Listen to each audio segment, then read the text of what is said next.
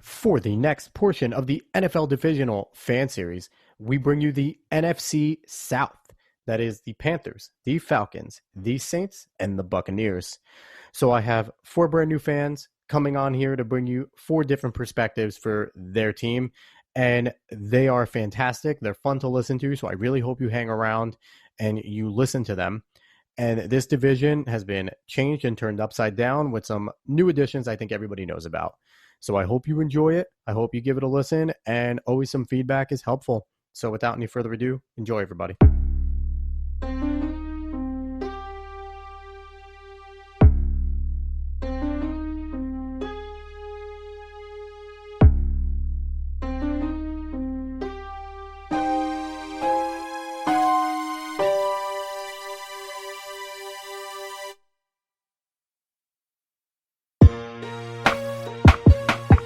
So starting us off here on our NFL Divisional Fan Series for the NFC South is the Tampa Bay Buccaneers. Buccaneers have been in the news a little bit lately, and you'll find out why soon. With me to talk about that, representing the fan base of the Tampa Bay Buccaneers, is one of my really good buddies, Louis Rosado. What's up, Lou? What's up, dude? How's it going? Everything all right over there? It's going. It's good to be a Bucs fan right now. It is. So I have to ask you, I've been asking everybody, Lou, what is your 9-to-5 profession? Because I'm trying to make sure people know that I'm inviting mostly fans to do this and not a bunch of writers and professional like people. Well, 9 to 5, I have 3 9-to-5s. I work direct care. I work for a police department as a dispatcher, and I'm a manager for a used car dealership. So profession or hustle, that's all you are. Basically.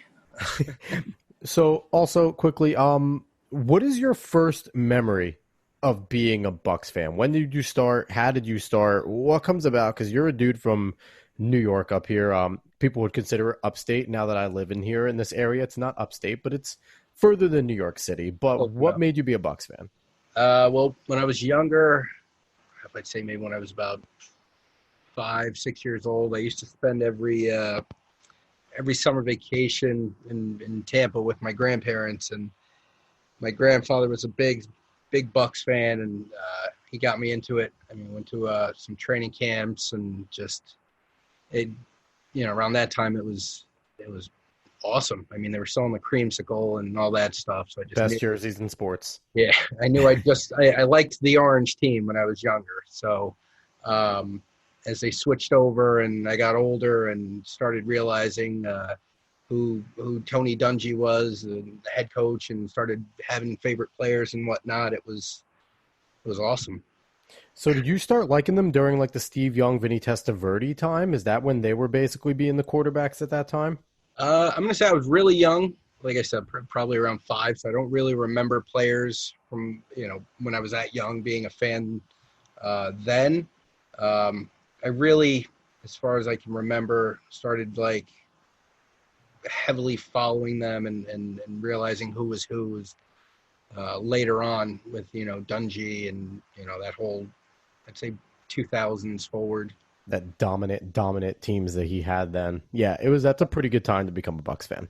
Mm-hmm. So we're going to talk about free agency. Same thing I kind of been doing with all the other segments. We're going to talk free agency first. The draft happened, but we're going to, kind of forget that exists for a moment. Then talk about the draft and then go into the schedule stuff. We'll have some fun. So first off, free agency. Yes. You lost not many players. The players that you lost essentially should have been big hits. One of them isn't. But you lose your starting quarterback for the last 4 or 5 seasons, Jameis Winston. Yeah. Running back Peyton Barber, who's a pretty talented guy that you lost back there. Wide receiver Brashard Perriman, another pretty good receiver.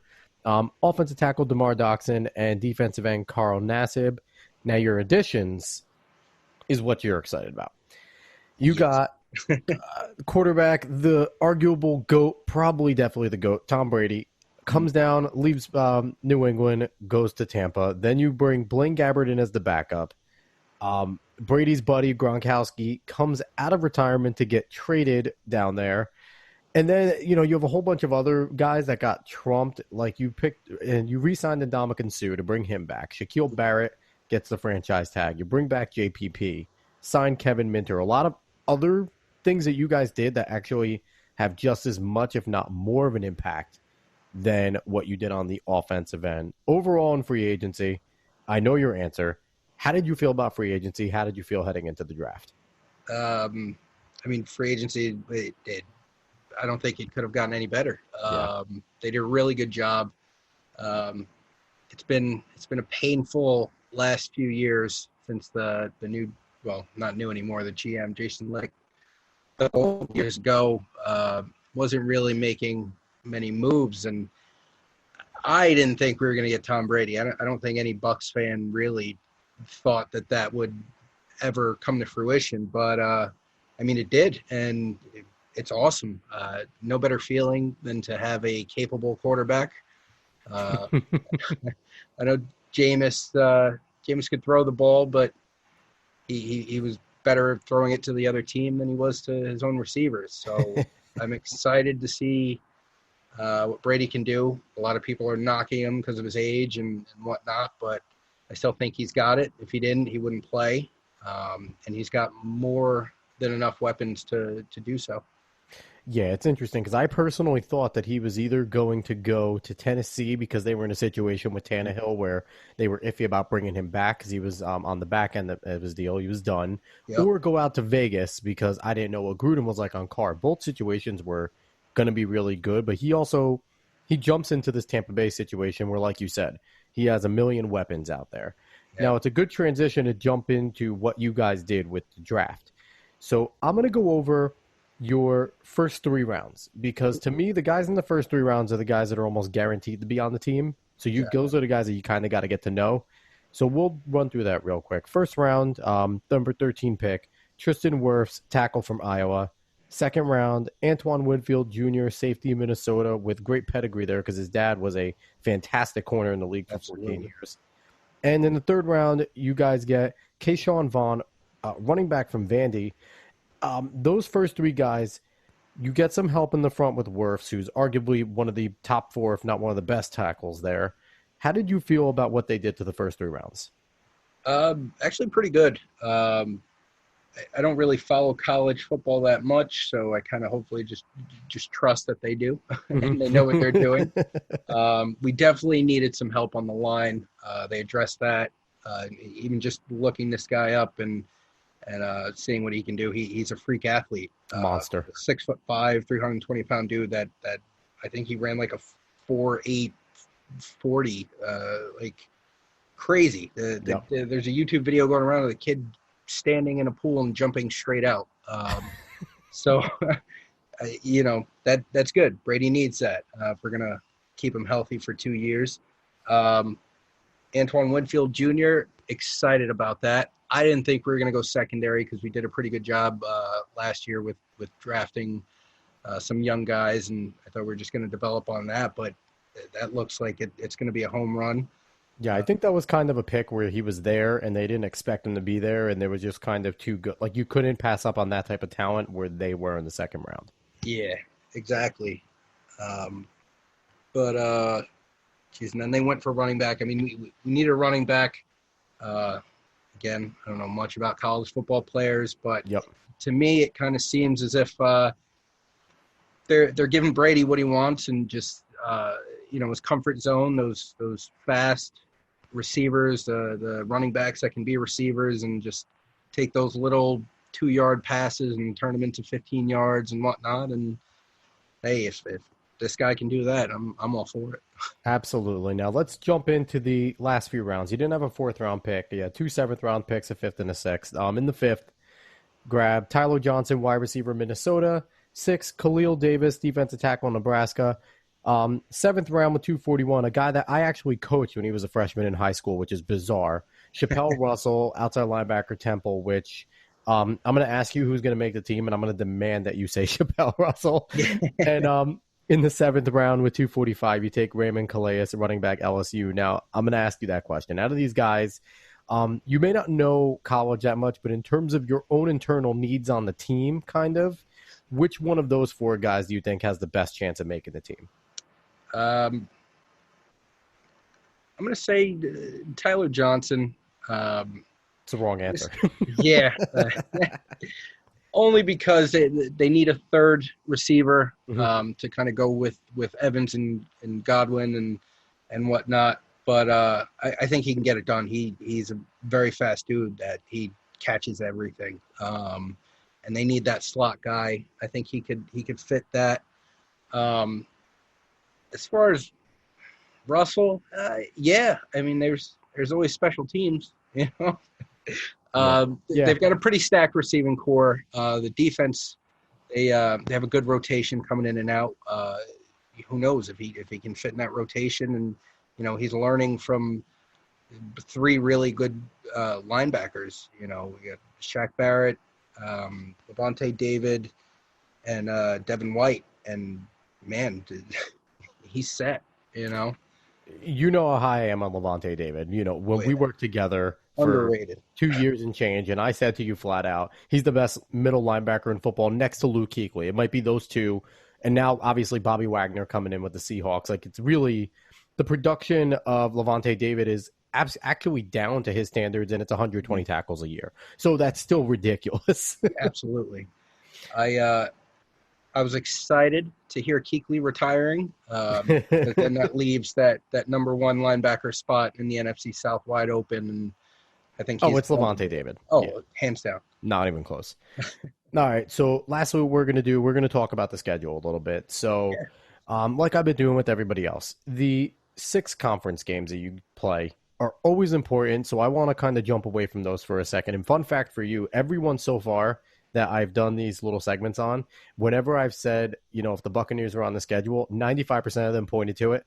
So obviously the Tom Brady draw is there, but I'm going to run over your non-divisional games real quick. At home, you guys see the Packers, Vikings, Chiefs, Chargers, and Rams.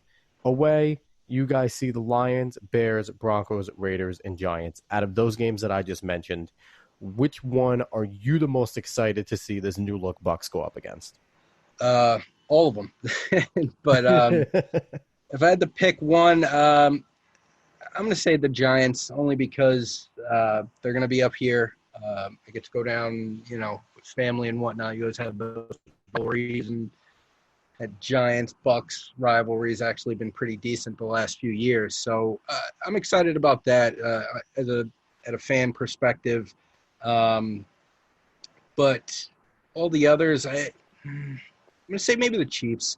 I want to see how they stack up against, you know, the Super Bowl champions, yeah. Super Bowl champs, and see what they can do against that, you know.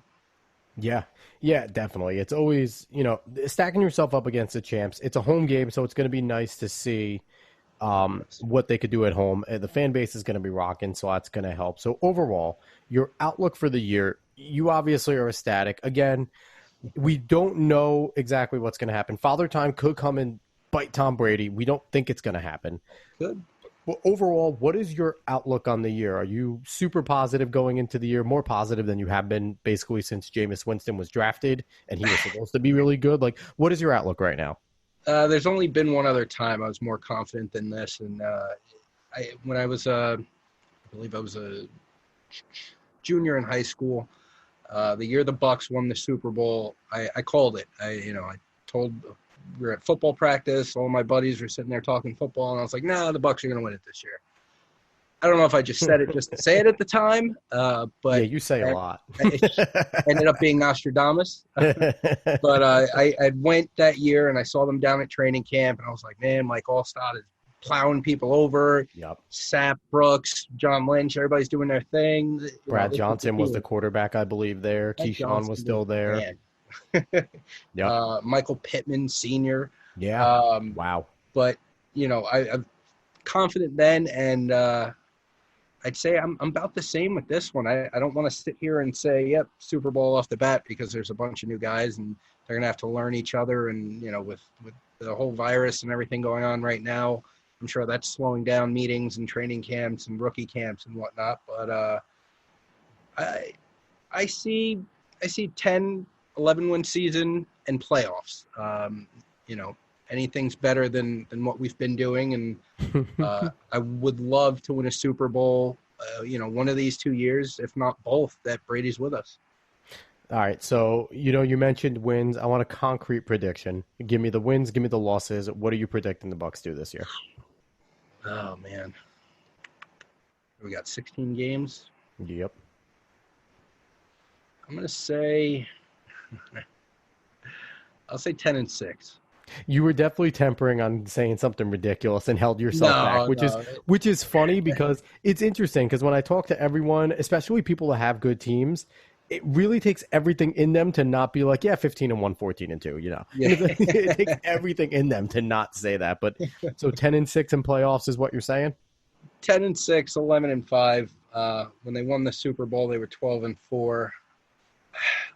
Maybe next year we'll hit that 12-4, but we're gonna struggle a little bit. They're gonna need to figure each other out, and I think they'll get it together. The schedule's tough. I mean, the NFC South only got tougher.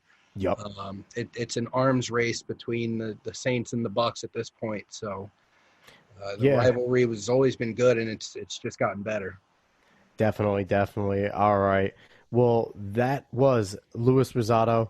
He is our resident New York Tampa Bay Buccaneers fan. Lou, thanks so much for coming on. Thanks for having me, dude. All right, everyone. Hope you enjoyed it. So long. Up next for the NFL Divisional Fan Series, the NFC South Division is a team that, for me, has oddly enough been one of the most underachieving but overachieving team at the same exact time. They have a deadly offense that doesn't always live up to the hype. And they're a team that I don't know how fans do it, to be quite honest, try and figure out what the hell they're going to do by year to year. So I'm actually going to leave it up to my fan to talk about that. He is Michael O'Donovan, our Falcons representative. What's up, Michael? Not much. Thank you for having me on your show. It's a real pleasure and honor for me to be able to talk about the team I love a lot. So. I appreciate that. So firstly, I want to ask you, what is your 9 to 5? What do you do as a profession? Right now, I'm just a college student finishing up my college career at Marist. I study business marketing with a minor in accounting. So once that's all done in a week or so, I'm hoping that I can get a job somewhere doing business marketing. So we'll just play it by day at this point. So yeah, unfortunately, sorry that this quarantine has kind of kicked the crap out of your senior year, but you got many more things to come. You'll make the best of it, I promise you. Yeah, and my family's, they're all healthy and they're all safe, and that's really what matters more. Exactly. I'm happy that you have that good kind of viewpoint to it. So I want to ask you, when did you become a Falcons fan? What is really your first memory of Falcons fandom that you can point to? So my first memory, I remember watching the NFL draft in 2008. I became a Falcons fan because of Matt Ryan. I followed him at BC. He really got me into football. And I remember exactly where I was, where he got drafted. And then from then on out, I've been a Falcons fan. And once I got to college, we finally got the Sunday ticket. So I was able to watch games. And as I've gotten older, I've been able to watch more and more games. And I understand the game a lot more now than I did going into my freshman year. That's just super exciting that, you're the second person I know that I've interviewed so far that has latched onto a player and been able to follow them. And it's different than I think what we see with a lot of kids, even people my age that latch on to players. Right. A bunch of different teams, but not without liking a team. But you've let a player kind of lead you. So when Matt Ryan leaves, are you going to remain a Falcons fan? I highly doubt he would leave at this point. I think retires either way. You know what I mean? When he's done. I have a feeling that he will retire as a Falcon. And if he did leave, I guess it would just have to depend on the circumstance. If it's, a good leave or a bad leave, like I would have to just wait and just see if that would ever happen. I pray that never does happen because I would feel really devastated because I have too much Falcon stuff to get rid of if he left. So, but I mean, I don't know. That's a really tough question. Yeah, so, it's a good little transition. We're going to talk about free agency, losses, and additions. So the Falcons were busy on both ends. They lost a lot of players. And unfortunately, a lot of players that I think played a key role in, the offense. One guy that I'm super familiar with being a Florida State fan, Devonta Freeman, longtime running back for the Falcons. He's gone. Austin Hooper got a ridiculous contract with the Browns, so I was happy the Falcons didn't pay him that type of money, but he's also gone. Ty Sombrello on the line is gone. Wes Schweitzer is gone for that offensive line. And then on the defensive end, Vic Beasley's gone. Desmond Trufant, especially Desmond Trufant, a real long-time corner there. How do you feel so far about just the losses there? I'll talk about the additions in a second. You guys had a good amount of losses. What did you feel when you saw all these guys leaving? The one I was most upset about was Austin Hooper, because we finally got another good tight end after Tony Gonzalez, and those were huge shoes to fill. Mm-hmm. And Tony Gonzalez, he retired in 2013, and once we got Hooper, that's like a 3-year gap essentially, or two-season gap of just not having a good, reliable tight end. And once we finally developed one, to see him leave for more money, I was sad, but I understand that you really want enough money to be able to do what you want and to support your family. And so I get it that he left. And Freeman, I wasn't that upset about, because he just has not been the same since Super Bowl 51, I believe. I don't think anyone on the Falcons has been the same. I mean, Matt did put up almost identical numbers to his MVP season in 2018. So to do that, I thought that was pretty impressive that year. But that's besides the point. Trufant, he had the most interceptions that he ever had in his career this year. It's just he couldn't stay on the field. And the thing that I kind of noticed with like them cutting Freeman and Trufant is they had really big contracts and they weren't living up to them. So I can kind of understand why they were both cut. And as for the linemen that we cut, Matt got sacked the most in his career this year, and he missed a game. And he does not miss a lot of games. Last time he missed a game was 2009. And I think that kind of showed that we did try to rebuild our offensive line this year, and it kind of backfired to make it worse than what it was in 2018, which is really kind of hard to do, especially when they drafted 2 linemen in the first round. So I think that all what's said and done, I think they did make the right moves, and people always are annoyed when the Falcons don't make moves, but when they actually finally make them, they complain. Yeah, that seems to be a way it is with a lot of fan bases. So let's talk about the people they brought in, because I feel like one of them might be a cause for complaint. The big guy, first off the bat, Todd Gurley. I feel like he's kind of left and right with some fans because he lost his production with the Rams a little, but he's still a really talented guy. Then you guys bring in Hayden Hurst on a trade, tight end, hopefully going to play a big role. Then you have Charles Harris, defensive end, coming in with the trade with the Dolphins. And on the edge, you pay Dante Fowler Jr. up to $48 million on a 3-year deal. How do you feel about the additions and overall free agency heading into the draft? Todd Gurley, I thought that was a great addition because it's a low risk, high reward. I kind of noticed the Falcons have been doing a lot of that this offseason. Yep. And yeah, he did have a down year, but he still had pretty good stats in a down year. They were a lot better than our run game. And I think that should help our run game a little bit. And we won't have to rely on him as much as the Rams did because of how we have a better receiving core than the Rams. Yeah, definitely. So we're going to jump right into the draft now. I want to talk first around the first 3 round picks, because in my eyes, those are the first guys, first 3 rounds are the guys that you're going to have to get to know because they're more than likely going to make the team. Right. So right off the bat, first round, AJ Terrell, cornerback, filling in the shoes for Trufant, I feel right away. It was a good move there. Second round, you pick up Marlon Davidson, defensive tackle from Auburn. Third round, Matt Hennessy, center from Temple. So you address the line there. Pick one guy out of those 3. Who are you most excited to see get on the field? I'm excited to see them all on the field. I guess I'm excited to see Davidson on the field because I think he would be a great addition to pair up with Grady Jarrett. Yep. And I think he's so funny in some of his interviews. I don't know if you saw his NFL Combine interview, and it's him, and he's like, what do I love the most about football? I could literally beat the life out of someone and the police aren't going to come. I've seen clips like over on Instagram and stuff. And yeah, he has a great personality that can really a fan base can get into that personality. Oh yeah. I think that is going to be the most fun to get into. So I think he will most likely be a fan favorite from this draft.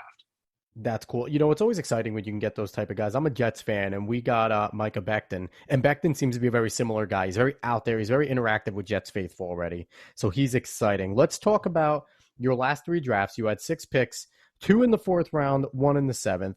The 4th round guys have a shot to make the team. They're going to have to do a little work in rookie minicamp camp and training camp. But Michael Walker, linebacker from Fresno State, Jalen Hawkins, safety from California, both in the 4th round. Then a 7th rounder who is pretty much guaranteed to make the team because he's a kicker. Sterling, I cannot say his name. Hofrichter? I can't say his name either. So a kicker from Syracuse. The kicker's in because you take those guys, the kickers and punters, late because you need them. Right. Out of Michael Walker and Jalen Hawkins, who do you think has the better chance of making the team? I think Walker will most likely replace Campbell, the linebacker that we had that just went to the Cardinals in free agency. Devontae I feel like he will fill in that spot easily. And then Hawkins, I think he'll either be a special teamer, play snaps at big nickel, or if Keanu Neal gets hurt again, which I obviously hope that doesn't happen because I think he's a great player to watch. Yep. He would be most likely the next man up. Yeah, so it's interesting that you look at the draft. I feel like the Falcons didn't waste a single pick, which is always rare because you get to points in the draft where they just start picking best on the board. I think the Falcons had a purpose for each one of their picks, which is nice to see. Right. And kind of going down to the punter/kicker, I was the most surprised with that pick because we had Ryan Allen as our punter and we have Younghoe Koo for our kicker. But it kind of makes sense because they're both on one-year deals, and if one of them gets hurt or they underperform, then he could go right in and fill in. Yeah, and kickers are terrible in the NFL now, so you can never honestly have enough competition there. Right. So we're jumping into the schedule real quick. Okay. Obviously, your divisional games, Panthers, Saints, Bucks, you see them twice a year. You hate all 3 of those teams probably. So yeah, we're going to kind of touch on the non-divisional games first. Okay. At home, you guys see the Bears, the Lions, Broncos, Raiders, and Seahawks. And away, you see the Vikings, Packers, Chiefs, Chargers, and Cowboys. Out of those games I just mentioned, give me one that you're most excited to watch.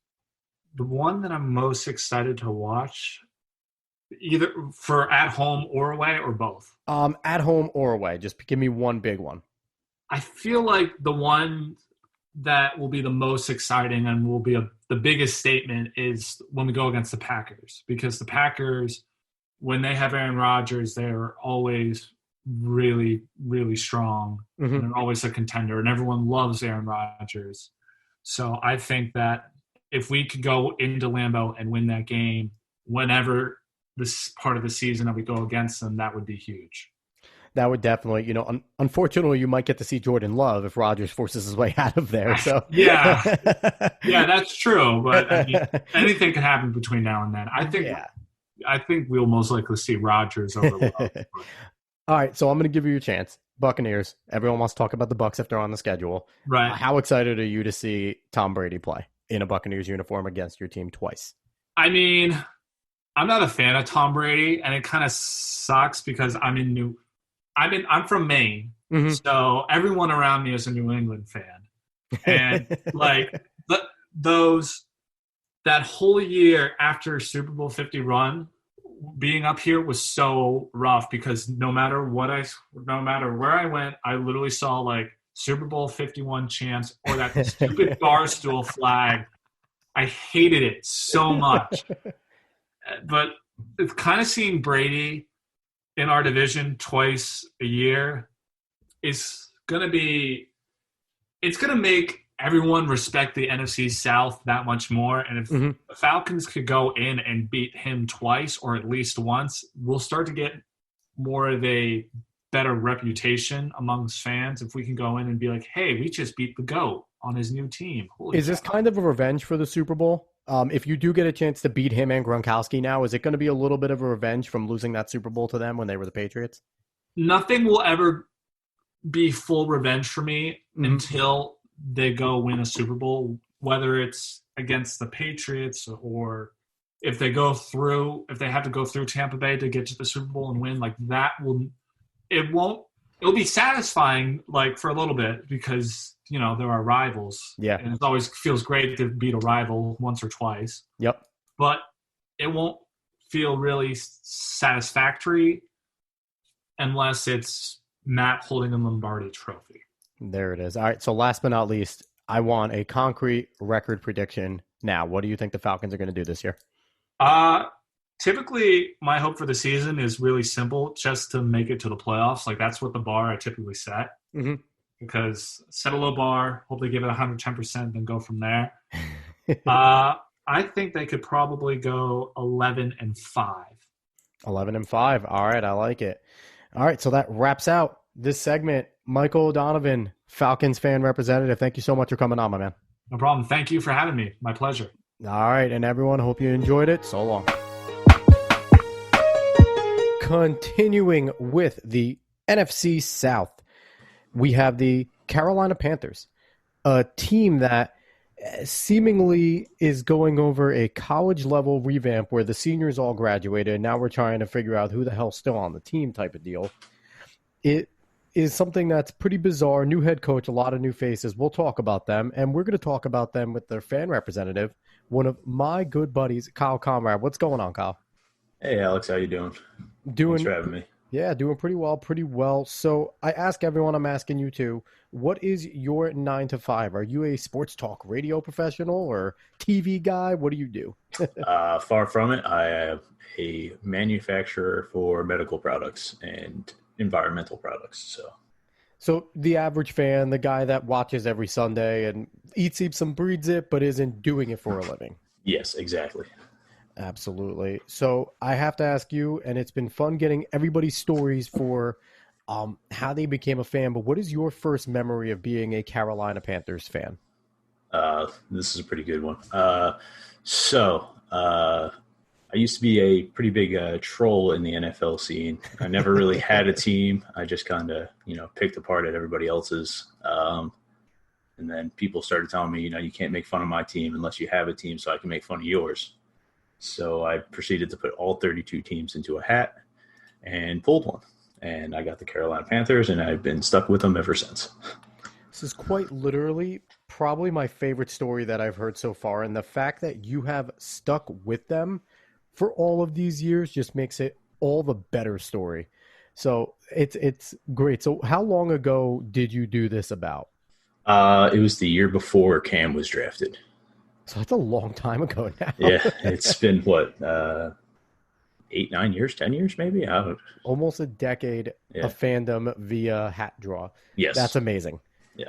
That's got to be probably so far my favorite story, and there's been a lot of good ones over fandom. So, like I mentioned, the Panthers are a team in flux. I really have no idea how you're doing it as a fan, and we're going to talk about their free agency. We're going to put draft aside for a second, only talk about the free agency. Now, I usually start off going over losses and then the additions. God, there's so much in both, so I'm not going to do all of them. I'm going to do the big losses and the big additions. So key losses, obviously Cam Newton is a massive loss. He's been the heart and soul of the team. Tight end Greg Olsen. Offensive guard Trey Turner was traded. Dontari Poe gone. Luke Kuechly retires. Bruce Irvin is out of there. James Bradbury, Eric Reed. It was kind of an exodus, but the Panthers, I thought, did a pretty good job trying to stop the bleeding with their free agency moves, getting guys in, bringing in Teddy Bridgewater to play some quarterback for them, and competition with him with the biggest XFL star, P.J. Walker, coming over. They signed Robbie Anderson, Farrell Cooper to throw to. John Miller, they bring a guard. They trade for Russell Okung. On the defensive end, Tahir Whitehead comes over, Troy Boston. A lot of movement, a lot of everything going on, Kyle. How did you feel about free agency heading into the draft, and how many times did you throw up, and how much was your head spinning? Yeah, it was a painful experience. Being a Cam Newton fan, it hurt watching them just let him walk like that. And to bring in pretty much a smaller version of himself doesn't really make sense to me, but we'll see how it plays out. he is a good quarterback, not putting anything, past the guy, but it's just a skinnier, less, sturdy Yeah. Cam Newton. Kuechly was a big one for me. He was one of my favorite players to watch. Just the awareness and, how he knew what play was coming every play. That's a doozy. But some of the pickups were big. Robbie Anderson, the deep threat is good to have. Yep. Wish we got a little bit more size, but we'll see how it plays out this year. I didn't come into this year thinking, we were going to be great. But could be surprised. You never know.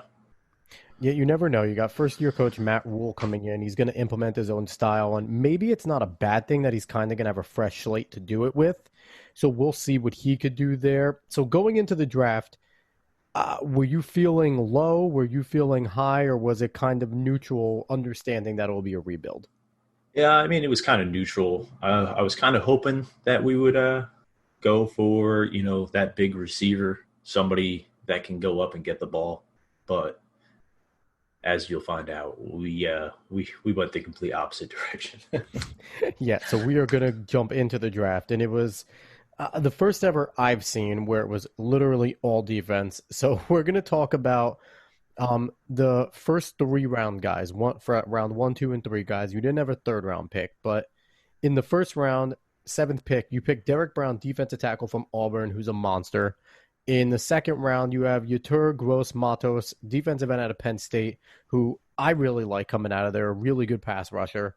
And then also late in the 2nd round, Jeremy Chin, defensive back, Southern Illinois.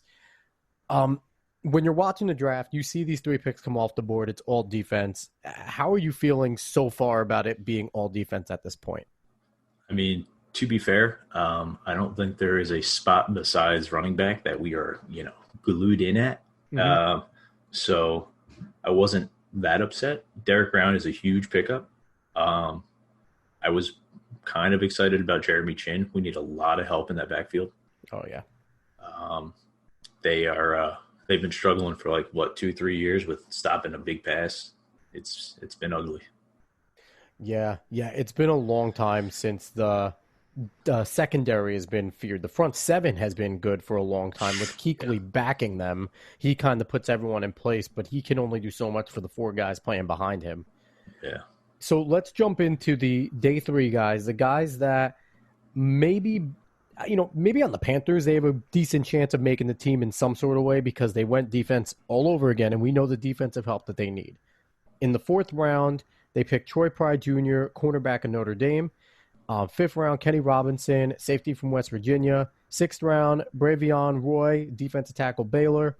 And in the 7th round, Stanley Thomas Oliver III, cornerback, Florida International. So I kind of think all those guys have a shot with the way the defense is, but out of those 4, which position is the most in need that has the best chance of making it? I think by far it's probably the corner, which, 3 of them are cornerbacks. So yep. One of them is probably guaranteed a spot, maybe 2. Mm-hmm. It depends on who shows up this year because I think last year we ended up sitting our other star cornerback besides Bradbury. Yeah, which is always a struggling position when your second starter has to sit. It's like, oh, okay. And he's not hurt. Oh, he's not hurt. And all right. And then we get rid of our starter. So, I mean, you could have been like the Jets and paid a corner a lot of money to sit him and Jermaine Johnson. I mean, yeah. But the Jets, they have a way with fans, Yeah, they love us. But so overall, I'm guessing you're saying Tony Pride Jr. and even maybe Stanley Thomas Oliver, if he plays well, the 4th and 7th round picks, being corners, and maybe even Kenny Robinson, a safety. So anybody in the secondary basically has a chance. Yeah, anybody can jump into that position because there's a lot of open space there. And the funny thing is, I'm not even covering undrafted free agents with any of the segments, and we know right after day 3 concludes, you always get the reports of this bevy of undrafted free agents. And it seems like sometimes the teams are more excited about grabbing some of these guys that didn't get drafted that they thought would have been drafted. It's a really weird, they hype up undrafted free agents more than like a 5th round pick. Yeah. They're more noticeable. Yeah, and a lot of them do make an impact. So speaking of impacts, we're going to jump into the schedule because I want to get your opinion on a game or so that's going to impact you this season. So we're going to put away the divisional games, the Falcons, Saints, Bucks. You see them twice a year, every year. Obviously, those are the 6 most important games of the year. You need to win your division. But besides that, at home, you guys play the Bears, Lions, Broncos, Raiders, and Cardinals. And away, you play the Vikings, Packers, Chiefs, Chargers, and Redskins. Out of those games that I just mentioned, which one are you most excited to watch? Probably as a football fan, I've always followed the Green Bay Packers just because Favre and then Rodgers, there was always drama there. Now there's more drama coming in Green Bay. So it's kind of got my attention again. We'll see how that plays out. Either that or the Cardinals, because I just want to see, DeAndre Hopkins destroy our secondary probably, but we'll see. And Larry Fitzgerald, and Kyler Murray's going to run. And that on paper, the Cardinals are setting up to be really good. They could just go and fully Browns it on us and just be terrible. But I don't think Cliff Kingsbury's that bad. So, it's going to be interesting. And, you guys have a whole lot of tests on your schedule for your secondary. So you ain't lying. It's going to be interesting. So what is your current outlook as a fan? I think most of us fans are optimistic, but some fan bases, I feel like you guys are a realistic fan base. I'm a Jets fan. We're a pessimistic fan base. Yeah. But what is your outlook on the season? Are you going into this expecting to win every Sunday, or is it kind of I want to be competitive every Sunday? I'd be happy if we were competitive.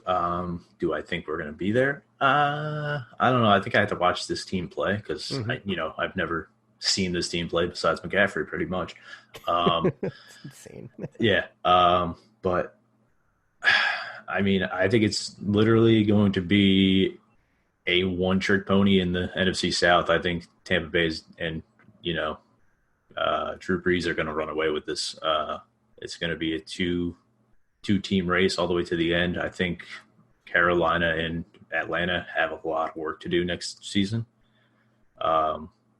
Either picking people up, hoping, somebody gets dropped here and there, pick somebody up, make our team a little better, or have these rookies just show up and surprise everybody. So I have a question for you, and you might be representing the rest of the NFC South real quick, but how tired are you as a NFC South fan to see the Saints being consistently as good as they are with Drew Brees? Like, everyone else has had their turn, and the Saints have just been there. So are you getting tired of seeing them being good? I think until Drew Brees leaves, it's going to be the same thing. I don't think it matters. Especially with Michael Thomas, you could just throw that ball up and that guy's catching it. So talented, yeah. And then with Kamara there as well, it's a tough, offense to beat. They're in any game. Yeah, they've been bizarre just how well they've been able to reload. So I'm going to give you an opportunity because everyone wants to talk about Tom Brady and the Bucs. If they're on their schedule, how excited are you to see, even if they, beat you guys up? Is it just going to be cool to watch Tom Brady and Rob Gronkowski in different uniforms and seeing them twice? Yeah, because, I always root against the Patriots pretty much unless they were playing the Giants just because that's my father's team. Yep. It's going to be an interesting season just to see them outside of a Patriots uniform. It's going to be a lot of fun. Yep. Get to see them twice a year. I'm not very excited about that. I was hoping they would go somewhere else, just so I could watch them beat down somebody else. But you never know. It's a whole different offense. How's that offensive line going to hold up? Patriots offensive line was a different zone, like he had all the time in the world. Is he still going to have all that time? Yeah, we'll see. It's going to be an interesting year. So I'm putting you on the spot right now. Give me a concrete prediction on the Panthers record this year. That's a tough one. I say they walk out of there with 5 wins. It's rough. That had to hurt. Yeah, coming out of your mouth. I don't see them winning against the Bucs. I don't. Yep. Not with the young team. The Saints again, and they've always had problems with the Falcons. So the division it's rough for them. I see them maybe taking a game from the Falcons, maybe, but. And then the rest is, it's just I don't see them beating the Cardinals, not with that offense. Green Bay, depends on who's there. You're hoping for Jordan Love at that point. Yeah, exactly. We might be able to take the Bears since, you don't know which Mitch Trubisky or if Nick Foles is starting, and it might not even matter. Yeah, exactly. You could hit Foles once, he could be out for the year. You never know. And Trubisky might hit one receiver a year, so you never know. There you go. So your prediction is 5-11. That's a painful prediction. That hurts me. Yeah, as a fan, it hurts, man. Like, I don't have high expectations for this year, but I mean, I could be surprised, and we'll see how the first game goes. Well, all right. So that's going to wrap up this segment of the NFC South, Carolina Panthers, with my buddy Kyle Conrad. Kyle, thanks so much for coming on. Thanks for having me, man. I hope everyone enjoyed it. So long, everybody. And rounding out the NFC South is a team that has been knocking on Father Time's door and being able to whoop the crap out of him every single year with a quarterback that just doesn't want to age. It is the New Orleans Saints, and representing them is a person that I've quite literally probably known almost my whole life. Mm-hmm. He is one of my really good buddies, Justin Carloni. What's going on, buddy? Hey, man. How's everyone doing? Yeah, I think we're having some fun here. Going to talk some football. So quick question. Number one, what do you do for your 9 to 5? Because one of my goals here is to let people know that predominantly this is just legitimate fans and not like sports people coming in and giving opinions. Yeah. I mean, I'm an architect, so yeah, I'm not related to sports, but definitely a diehard fan, Yeah, and when did you start becoming a Saints fan? What's your first real memory of being a Saints fan? It was, I mean, like, I know you probably know Dave Harvey and Andrew Stoyage. I don't think your whole base will, but it was kind of like in elementary and middle school, like everyone was kind of getting into football, and like we kind of just wanted a team that not everyone liked, and we didn't like the local teams, so I bailed on the Eagles, Giants. Like, honestly, those are the only teams I don't like in the NFL. And yeah, we kind of just went through some stuff, and the three of us kind of just came up with the Saints, like, and just landed there. And I mean, been a fan ever since. Like, I just love everything about them, the colors, the city. Like, that's kind of what stuck us, like, at first, and it just kind of rode out from there. Just funny because in elementary school, I vividly remember the Saints were terrible. So you guys picked like one of the worst teams in the NFL to like, and it's really cool that, it's funny because I'm asking all the people kind of how they got into it, and it's cool to hear the different ways and the way different people pick their fandom. So, that's just going to be. You could tell, we weren't just picking like a Patriots type dynasty like team, like we didn't really care about that. Yeah, in elementary school, probably would have been like you would have been like a Cowboys or a 49ers fan because they were the big teams. But yeah, 49ers. Cowboys to this day, I don't like them really either, but everyone else neutral. That's awesome. So we're going to jump right into it.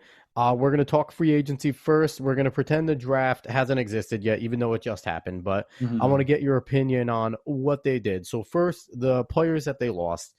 They lost quarterback Teddy Bridgewater, who was backing up Breeze. They lost Ted Ginn Jr. They lost outside linebacker A.J. Klein, cornerback Eli Apple, safety Von Bell. But they were pretty busy on the additions front. They brought Drew Brees back for a 2-year deal. Taysom Hill, they placed a first-round tender. They pick up Jameis Winston, which is a super interesting one. Then they bring Emmanuel Sanders in. Andres Pete, they get a 5-year deal for him on the line. And then they go defensively. David Amiata, defensive tackle, bring him in there for 3 years. Re-sign P.J. Williams. Bring in Malcolm Jenkins, which is huge. And DJ Swearinger comes in. How did you feel about a team that was already really good? What do you feel about free agency, how they did heading into the draft?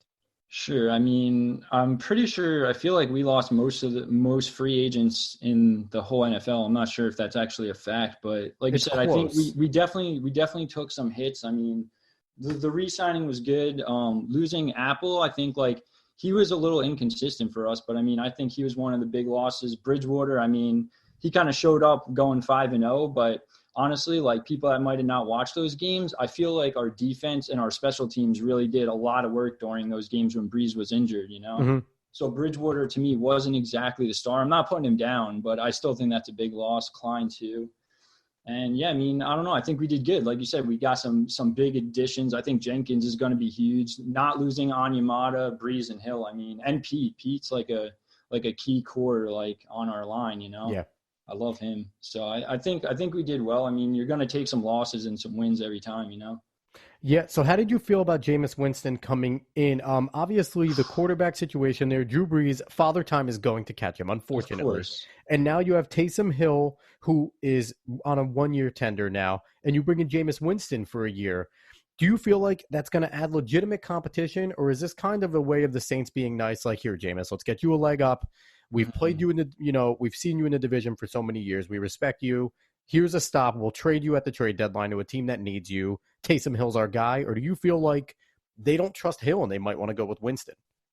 Yeah, I mean, I'm not even 100% sure on that. I feel like the Saints trust Hill. Just they like him as a more of a wild card player. They don't want to lock him in QB. I think. But, yeah.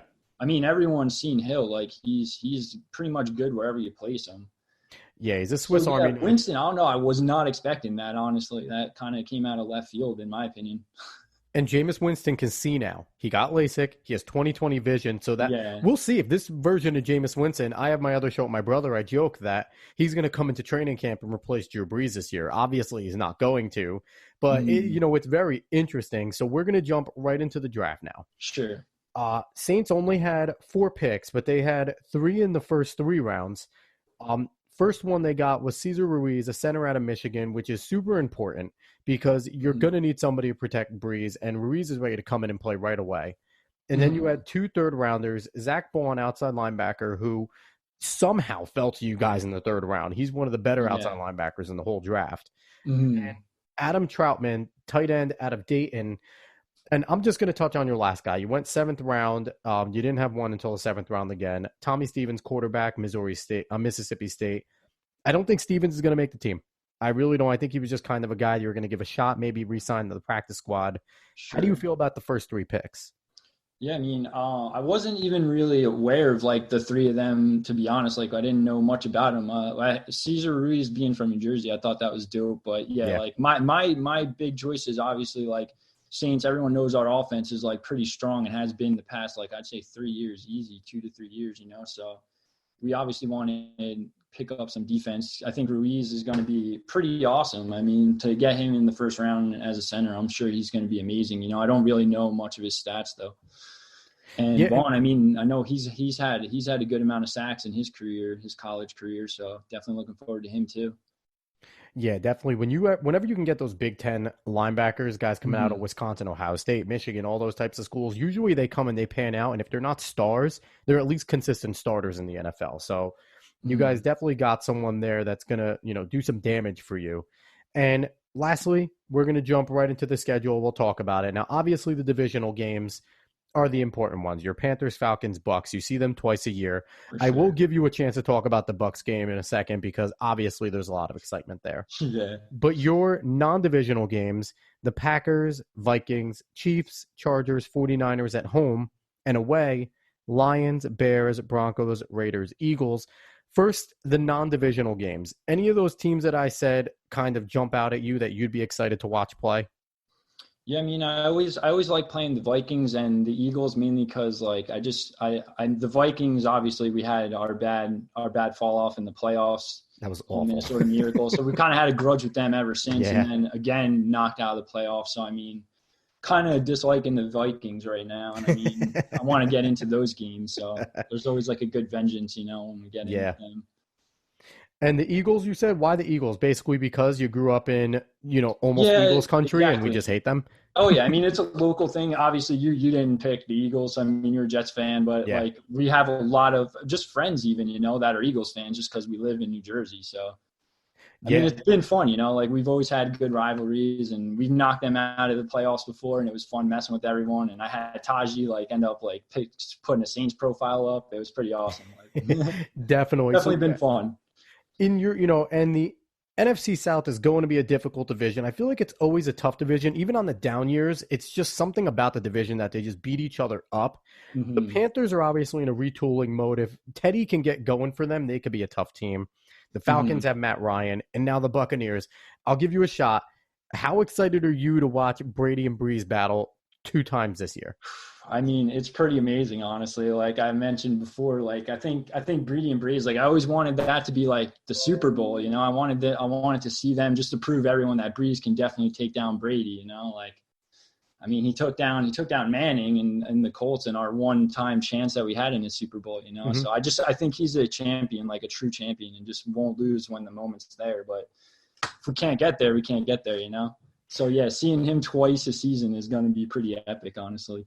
Yeah, that's definitely exciting. So quickly, give me your season outlook as a Saints fan. Are you excited this year? Are you kind of looking at it now? Like every year, is it Super Bowl or bust because you don't know when Breeze is done? Like, what is your opinion on the outlook for the year? Yeah, I mean, just as any fan, I feel like you always want it to kind of be Super Bowl or bust, you know, even if you're having a rough year, because, I mean, that's the promised land, you know? Yeah. So it's been hard because, like, I feel like the past easily 2 years, like, it's been, like, the worst heartbreaks. Like, it's all right if your team goes, like does a really terrible record and, you know, you have no shot, you know, you kind of just accept it. But when you're like the Saints right now, like, every year it's like, dude, we're definitely getting in the Super Bowl. Like, I know my offense, like, even defense is, like, stepping up, and we just keep getting slammed in the playoffs, and it's just killing me, you know? I could only imagine. So I'm going to put you on the spot. Because I feel like you're in a difficult spot being a really good team. It's tough to kind of give a record because you want to say 14-2 every single year because that's where you kind of are capable of. Yeah. So what do you think in this year? What is the Saints record this year? Yeah, I mean, 14-2 ideal, but I'm not going to be that. I'm not going to be that positive. Like, I'll take some like reality check, you know, like 12-4 would be dope. I mean, even I think it could go less, you know. I mean, every team's like, even the Panthers, like, I'm going to say like that, like our divisional games are always tough, you know, and their first round draft, they really got a good, like, I don't think he's going to control the whole defense, but we'll see what happens. But yeah, I want to stick with either like I want to go with like 11 wins minimum. So give me a concrete one. What are you saying? I guess we'll go with 11-5 just to be safe. 11. I still think we're a strong team, you know. Like I don't see us losing too many games. Lowballing yourself. Yeah, I'm gonna keep it low just because you know, I'd rather better expectations. Like when it there happens. you go. Yeah. All right. So this was Justin Carlone, representative for the New Orleans Saints, our fan. Justin, thank you so much for coming on. No problem, man. Take care. All right, everyone. So long. And that concludes this portion of the NFL Divisional Fan Series, the NFC South. Hope everyone is continuing to enjoy what I'm doing here. Be on the lookout for the AFC South coming next. That's 4 more new fans, 4 more new takes on their teams and what their teams can and will be for the upcoming year. So I hope everyone enjoyed this. Look forward to the next stuff. Listen to Sports Opinions, the Proper Show, Sports Opinions Podcast, Quest to Dose, Personal Foul Podcast, The Playbook, We're Young But Just Us, all of that. Give us all a listen there. And everyone, have a good one.